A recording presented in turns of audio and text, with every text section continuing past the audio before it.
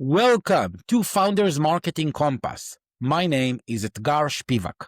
With my experience as a co-founder and as a marketer, I'm interviewing founders, marketers, and investors to learn how to build healthy, lasting relationships between startup founders and their marketing team. Today, I'm with Ron Oren, the co-founder and CMO of Imagen AI. Hi, Ron. Hello, what's up? Doing extremely well today. And this is episode number 30 of Yep. this podcast. And we're celebrating every round episode. We hope to see the 1000, but I think 30 is a very nice number. Let's start after our great chat before that you can also tell the audience about yourself, about your journey, and about what you're building at Imagen AI. It's always hard to know when to start about the journey and what is the right place to begin with. But I will start that I've been entrepreneur for my last 20 years after the army.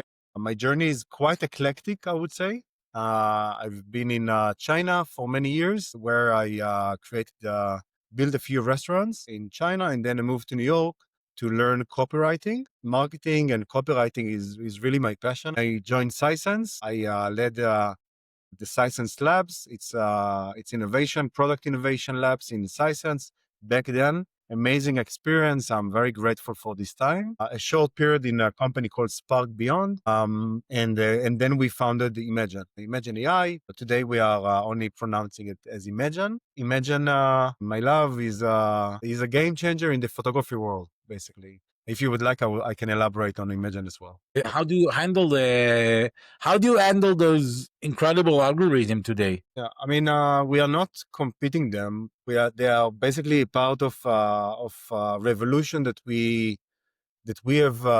We've been in the revolution from the early days, I would say. So Imagen founded 5 years ago. Yoav, my partner, started the research 7 years ago.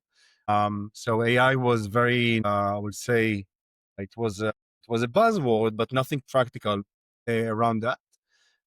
So to give a bit of context, Imagen learn how photographer edit. So they learn their style, and then they build what we call basically a profile. Think about it as a DNA component in your photography style. So once you have that profile is trained on your data, a photographer can edit their photos with Imagen immediately and in the same quality as they would edit their photos. Now, their style is very important to them. So we are keeping their style as they would edit because they train the model. And we do that in less than a second. So what a photographer would do in 3 days, now everything happen in a few minutes. This is about the editing part. Since I would say after the post-COVID where we really boomed. Post-COVID was a big demand of wedding photography, and basically everyone started to get together, and that's required more and more, I would say, capturing moments. Since we boomed, we have developed more workflow complete for photographer. Now we do the culling, which is like selection of images, also storage and delivery to gallery. So it's a full workflow environment for photographers, saving time, keep consistency high, and making photographer focus on what they love, which is more photos or being time with their families. We have our own proprietary model about photo editing, specifically for professional photographers who care a lot about their style. And we know how to work with raw files, which is the type of files that you need when you are a professional photographer. The overall LLMs can be personalized as Imagen, but they are producing a generative images. While we capture real footage, and we know how to handle that through AI. So the big difference is whether there is light, I would say, in the photo, whether we capture the photo or generated the photo. So the question that would differentiate us or will threaten us in the end is whether the consumers, let's say bride and groom, would prefer to generate the wedding photo versus actually have a wedding. When that time will come, Imagen need to rethink about his position. How do you translate those very high level metrics that you get from the board, from your other founders, into actionable KPIs? And especially if you can focus, and this is really interesting with everything that happened with the Gen AI, and especially with the recent edits in the Nano Banana, which is incredible solution. Had you seen them changes from this to this, maybe more focus? How do you take like this is what the company want to achieve, and you take it down into your team? I just want to emphasize again, like none of it's really a revolution, but it's not threatening or changing where Imagen is heading in any way. Because again, we are not in generative AI, which is important to me to emphasize because we are an enabler for photographer, not replacement for photographer. About KPI, and you're right, there is an advantage of being a founder and a CMO when looking at marketing KPIs because it's much broader view. So first of all, the company KPI is growth, ARR growth. Now ARR as a growth, it can be a challenging metric by itself because it can also lead to I would say mistakes in strategy if you solely focus on ARR. Sometimes you're not focusing on a healthy ARR. And then as a marketing team, you need to translate it to proxy, to early signs for growth. So the most obvious thing to do is, first of all, to think about new ARR, not only ARR, but how can I generate a new ARR? And then you can break it down into geos. How can I grow in new ARR in a specific geo or a specific channel? This is helping to see that the teams are heading to the same and right place. I will say that following the ARR, you can also find a more deeper layer as a proxy for your North Star. In our case, it can be subscribers, obviously, how many people subscribes. And earlier than that, it can be a good indication of what a subscriber could be. It can be, someone who sign up and have a parameter that meet a subscriber down the funnel. So it's a prediction for a subscriber down the road. So we have data teams that basically coming up with predictions of what a subscriber could be. And then we optimize for these events. Another angle, just to complete that, another angle of all this process can be also brand activities where we see lifts, for example, lift in specific geos that can eventually lead to the early indicators of subscribers down the road. And you talk about those proxy metrics, and I love proxy metrics. I love them and hate them because in many cases I have seen that sometimes when you have not a proxy metric that doesn't align with the company North Star, then you start focusing on the proxy metrics instead of this high level North Star. I can tell you, I'm not sure who listening right now, but I'm sure everyone can relate. First of all, it's so dynamic and it's evolved with you as you grow the business. And it's changing all the times in many ways because the persona change and the business rhythm change.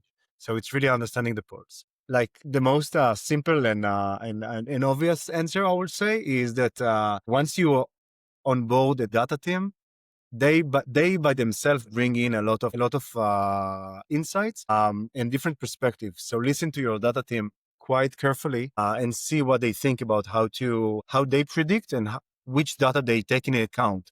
Because by understanding where is the weight, I would say, of your data, then you can understand which can be correlated to your proxy. So first of all, it's a data analysis process about understanding the correlations and what is stable in terms of progression. This is second of all, I would say it's very growing as you scale in your budgets. For example, when we started, and I'm very proud of this, I would love to elaborate on that later on. We were highly focused on word of mouth, referral, organic, basically like a type of. We build a really good brand. And in that sense, we focused on basically subscribers. We wanted to see that we actually bringing in enough of signups and subscribers, so the metrics was easier. But then when we moved to more not focus, but more spend on user acquisition, paid ads, basically, then we realized that we need to add that ROI to make sure that it makes sense, that we are not bringing like subscribers that are like not unit economics makes sense for us. So when ROI started to join the game, then it's complex, a lot of things, the CAC calculation and a growth in different geos came with a different flavor. And then we added LTV to CAC. So I will say that in the beginning, it's a pure churn and subscribe, so net growth. Then you're adding ROI, and then the game become to be complex and fun. Yep. So as a follow-up into your questions, when today we're seeing many founders, especially with a longer click to subscription funnel, struggling with importing the revenue data into Facebook, into Google, how do you handle this? I mean, sorry for not having like a more depth question answer, but like I just don't follow the platform analytics at all. I love follow, it. like we only follow what we capture. I mean, we obviously see the clicks and impressions, and we doing our own analysis. But looking at the platform itself is really just to do cost and finance usually. But the way that we measure it internally, it's following again. It's following the proxies of growth, and then deciding on that. What's important in this platform, Google or Meta, is the optimization event. The optimization event is what you're trying to keep on testing all the time and making sure that it's the best. This is a learning process. Optimization event really changing every few months. It's like it's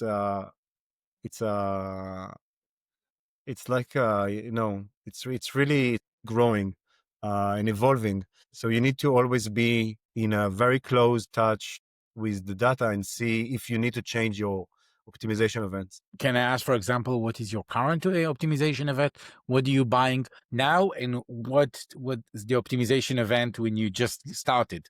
Like to a glimpse of able to share publicly of the optimization event. Sure. It's, I mean, we're not going to all the details of it, but I would say that when we started, we try to optimize to a subscriber, right? It makes sense to bring on more of these. And then we optimize to mid-funnel optimization. Mid-funnel meaning like something that he did that can indicate, he or she did that can indicate a subscription, a proxy. And now we are optimizing to much upper the funnel to increase the funnel. So it really depends on, first of all, what's bringing you more quality, but also where you at as a company. What is your aspirations? At this point, as for Imagen, we are in a hyper scale, I would say. So we are trying to develop the top of the funnel more and more in many geos and so on. So I have interest to do a higher event, which is less engaging. optimized for subscription, but more optimizing for awareness in that sense. So for the next question, it seems that you have a lot, but if you can pick one marketing strategy that you have implemented and did well to give it as an example. There is one strategy that going on actually right now that we are seeing the results clearly these days is that we have shifted our marketing, local marketing. So in the strategic geos that we operate, we have shifted our marketing management to be owned by local managers, local marketing managers. So, for example, if Germany, for example, is a geographic that we are after, in the past, a few years ago, we did our marketing in USA like we were doing in Germany. Maybe slightly different ads and copy, but the marketing team looked at Germany as a whole. Now we allocated a dedicated person that live and breathe Germany, for example. She had her own dashboards, analytics. She decide on keyword for SEO and also for marketing tactics, how ads to Meta should look like, and what partnership, what she need to collaborate with. And she report and basically collaborate with the mothership in Israel. But overall, the ownership is hers. And this approach yielding a really nice result. First of all, for ownership, and second of all, for creativity. Better activities are establishing like this. I think this is amazing. And if we talk about the positive, and definitely sounds incredible, and I definitely believe in working in those regions, as I think it's many cases what I've seen that the difference are not like in the actually like keyword level or ad level, but more culture wise level in the way that this product perceived in Germany, for example, compared to the US? Because with clients that I personally work, sometimes we actually change the promise and we change not the product, but the positioning on this geo. Exactly. I mean, it's totally different. A photographer in Germany, for example, that care a lot about GDPR, for example, and a photographer in the US that his message is less about AI. What is AI, or more about like how do you differentiate it from your competition? Two different narratives and stories. If you talk to them all as the same, your funnel will be broken. So someone need to know that persona very well and communicate to them solely, and only say when he needs resources to do something else. So we discussed about something incredible you did. Now you so many years working in the marketing space, and happy to hear about one time, if it happened that you planned something, you put a lot of efforts, and it just didn't work. It's happened a lot. I mean, everyone will say it didn't happen. I mean, I'm just question if they tried different tests and if they had the courage to try things, but we fail a lot in Imagen. I would say that proudly. Yeah, we give you an example from the recent months, to be honest. So we going for promotions this year. Like we trying different type of promotions. In August, we had our birthday, and we did like a huge promotion for our birthday. And we say, you know, like if we just give a discount, everyone will buy for sure, right? So the answer is no. We spent a month long of preparation for this promotion, which is insanely a lot. And it was a very bad result. Like the result was not sufficient. Yeah, I mean, I can go why I think it didn't work, but happy to answer.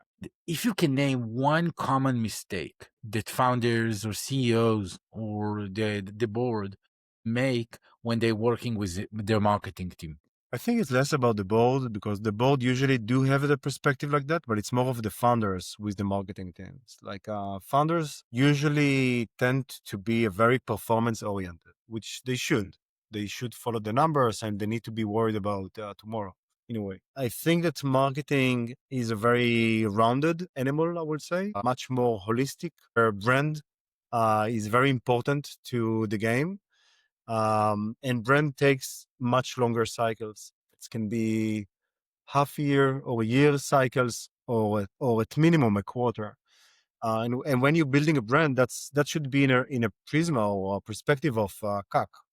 In the end, it should lower your CAC. And founders, I think, usually tend to measure everything by the CAC, which could be, you know, in performance can be daily or hourly sometimes.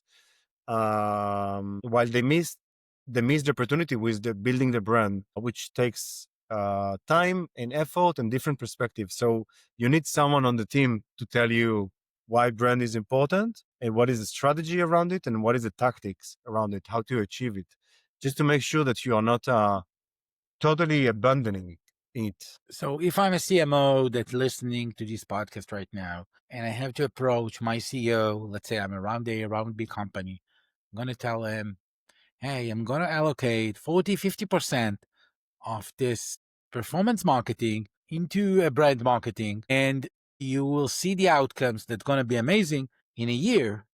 And I'm seeing this CEO moving like this in the chair because, you know, he have to fundraise and he have to justify it into their investors, into their board. How would you recommend this CMO who listening to us to manage this conversation with his CEO? Yeah. First of all, do not allocate 40% of your performance budget to brand. It's either that you try to add it up or that you allocate much lower percentage into brand without knowing how to measure it. If you know how to measure it, go. That's a pure performance thing. They say in big brands, the ratio, like when you know, 500 million brand, the ratio need to be around 70, 80% for brand. Now we're talking about those smaller ones, those like companies, let's say between 10 to $50 million ARR. And how do you approach, you know, even like, you know, on a way lower percentage, how would you recommend those CMOs to manage this conversation with their CEOs? Think about the North Stars, like First of all, try to understand what is the share of your acquisition from non-paid channels. So try to come up with organic, direct. Organic and direct, they have share of everything together also. But like try to predict what is the share of paid on organic and direct share. How else is the composition of organic and direct? It can be coming from social or community, for example, or partnership. And then try to understand what can be correlated to your growth. So if you, for example, you're doing an activity in USA and you see a lift in signups, and you know it's correlated for that activity, and this is actually created the funnel to be healthier once the activity is done, then you should follow these numbers. So the answer is like for you, the CMO that listening, try to come up with many tests as possible. Try to understand what are the metrics that you're trying to evaluate. Usually it's like a lift in impressions or CTRs. If you want to see if a specific message is working, try focus on CTR.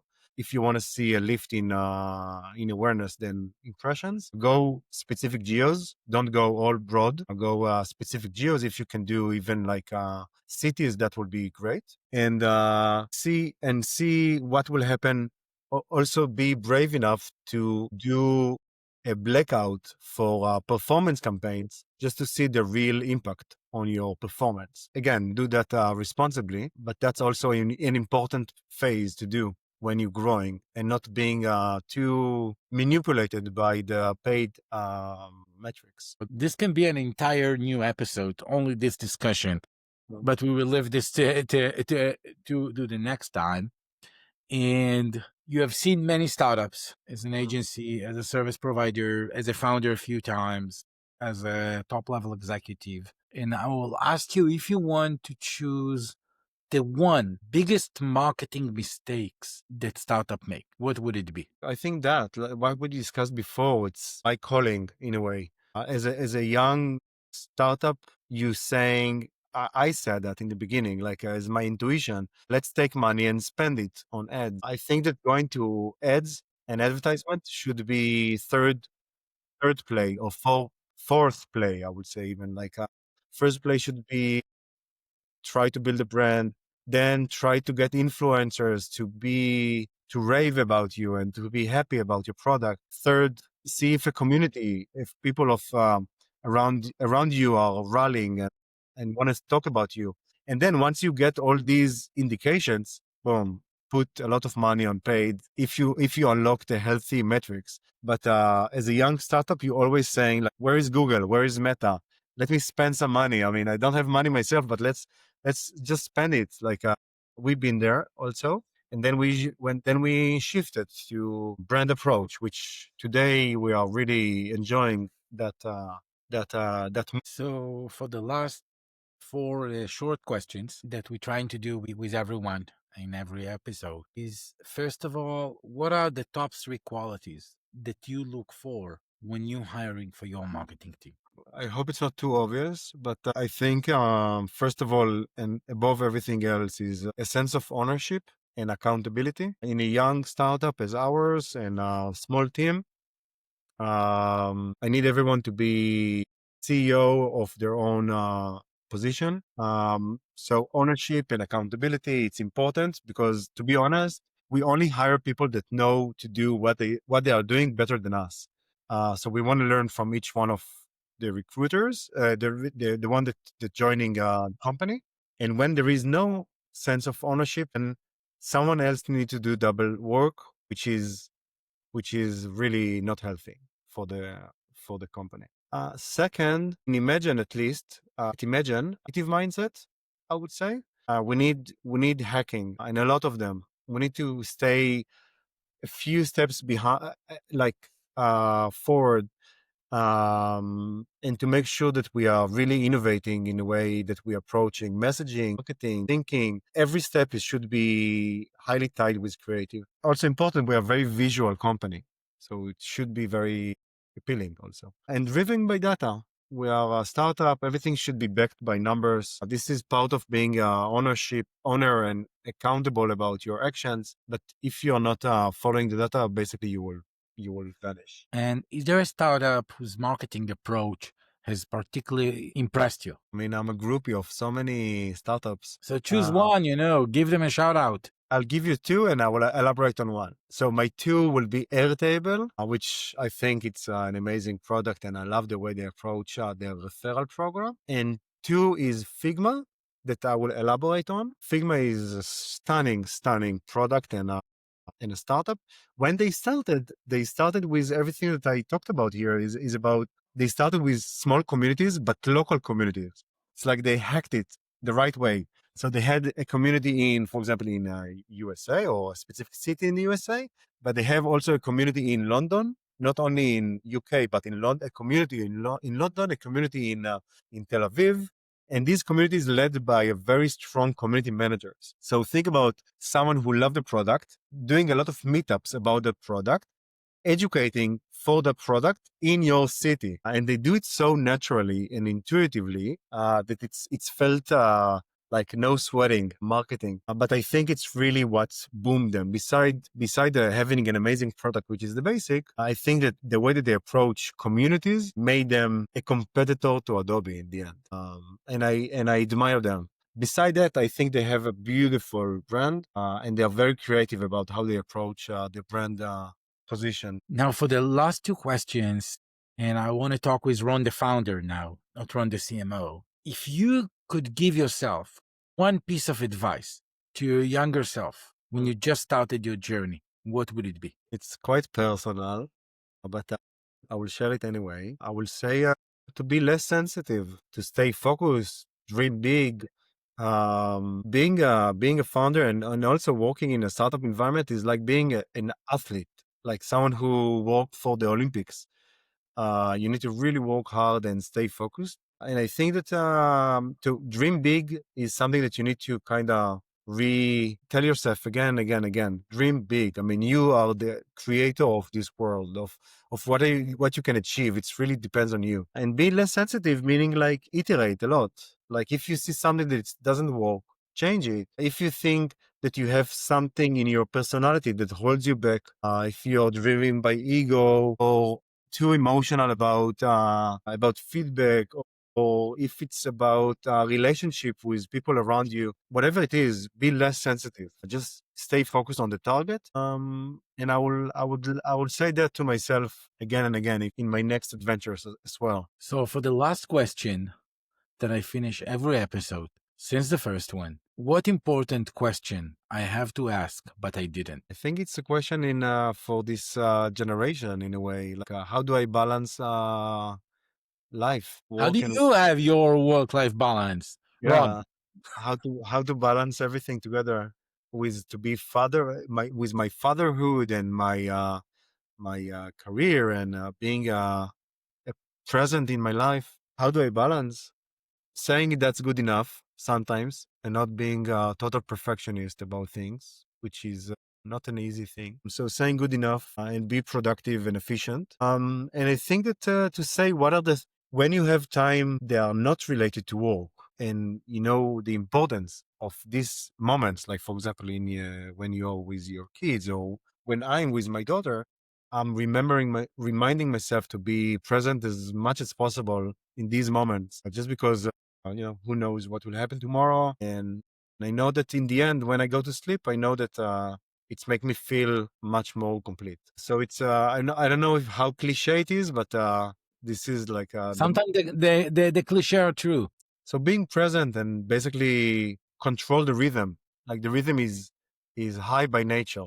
Sometimes you just need to say that this is what I can do in this rhythm to be present in other things in my life. Ron, I had a great time chatting with you. Yeah, Thank you so much for this interview.